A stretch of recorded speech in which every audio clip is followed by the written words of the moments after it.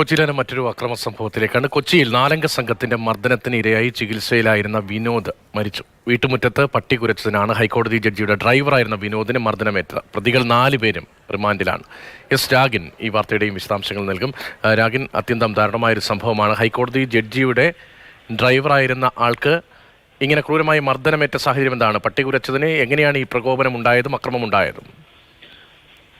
രതീഷ്, ഇന്ന് ഉച്ചയോടുകൂടിയാണ് ഇദ്ദേഹത്തിന്റെ മരണം സംഭവിച്ചത്. വിനോദ് എന്നാണ് പേര്. കൊച്ചി മുല്ലശ്ശേരി കനാൽ റോഡിൽ തോട്ടുങ്കൽ പറമ്പിൽ വിനോദിനാണ് ഇന്ന് ഉച്ചയോടുകൂടി മരിച്ചത്. ഈ അക്രമി സംഘത്തിന്റെ ക്രൂരമായ മർദ്ദനത്തിന് ഇരയാവുകയായിരുന്നു വിനോദ്.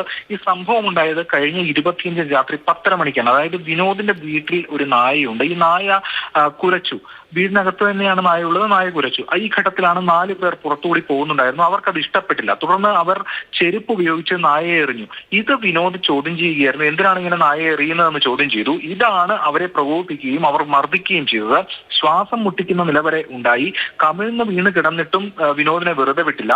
അത്തരത്തിൽ ക്രൂരമായ മർദ്ദനം ഏൽക്കുകയാണ് ഉണ്ടായത്. സംഭവത്തിൽ അന്ന് തന്നെ 4 പേർ പിടിയിലായിരുന്നു. ഒന്ന് അശ്വിനി ഗോൾക്കർ, ഉത്തർപ്രദേശ് സ്വദേശിയാണ്. കുശാൽ ഗുപ്ത, ഈ 2 പേരും UP സ്വദേശികളാണ്. ഒപ്പം രാജസ്ഥാൻ സ്വദേശി ഉത്കർഷ്, ഹരിയാന സ്വദേശി ദീപക്, ഈ 4 പേർ അറസ്റ്റിലാവുകയും റിമാൻഡിലാവുകയും ചെയ്തിരുന്നു.